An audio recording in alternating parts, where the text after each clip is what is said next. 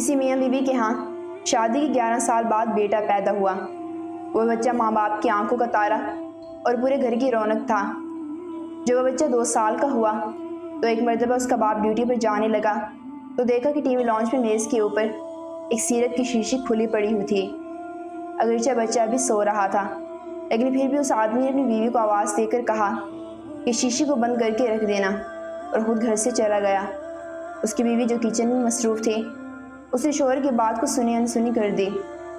اسی دوران پتہ ہی نہیں چلا بچہ کب نیند سے بیدار ہو کر سیدھا ٹی وی لانچ میں آ گیا، اور آتے ہی اس نے وہ کھلی ہوئی سیرپ کی شیشے کو منہ لگا لیا۔ سیرپ چونکہ میٹھا تھا اس لیے اس بچے نے وہ سیرپ پینا شروع کر دی۔ ماں بیچاری کو پتہ ہی تب چلا جب بچے نے سارا سیرپ پی کر خالی شیشے کو زمین پر پھینک دیا۔ ماں بچے کو فوراً ہسپتال لے گئی لیکن تب تک بہت دیر ہو چکی تھی کیونکہ وہ نہایت ہائی پوٹینسی سیرپ تھا۔ بچہ ہسپتال پہنچتے ہی دم توڑ گیا۔ اس ماں کے لیے صورتحال بہت تکلیف دہ اور پریشان کن تھی۔ اب اسے شوہر کی صبح والی بات یاد آ رہی تھی جب اس کے شوہر نے اس کو شیشے بند کرنے کو کہا تھا۔ اس عورت کو ایک طرف بچے کی موت کا دکھ تھا تو دوسری طرف شوہر کی ڈانٹ کا خوف۔ یہ بہت نازک صورتحال تھی۔ وہ سوچ رہی تھی کہ کیسے وہ شوہر کا سامنا کر پائے گی۔ باپ کو بیٹے کی موت کی خبر دی جا چکی تھی۔ وہ جیسے ہی ہسپتال پہنچا غم کی شدت سے اپنی بیوی کو گلے لگایا اور دونوں پھوٹ پھوٹ کر رونے لگے۔ پھر اگلے ہی لمحے بیوی کے آنسو پوچھتے ہوئے بولا، جو اللہ کو منظور تھا وہی ہوا، اس میں ہم کیا کر سکتے ہیں، اس میں تمہاری کوئی غلطی نہیں ہے۔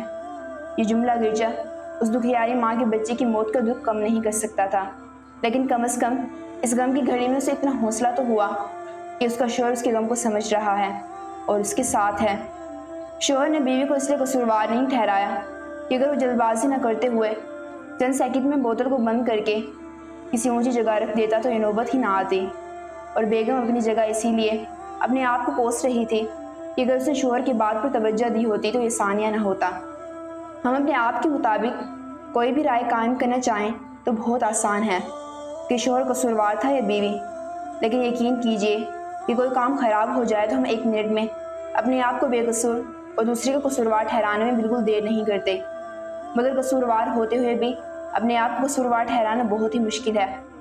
لہٰذا کوشش کیجئے کسی بھی مشکل اور پریشانی کے عالم میں اپنے جذبات اور الفاظ کو نہایت احتیاط سے استعمال کریں، کیونکہ ہونی کو تو کوئی ٹال نہیں سکتا، لیکن آپ کے غصے میں کہے گئے چند لفظ کسی رشتے کی بنیادوں کو ضرور ہلا سکتے ہیں۔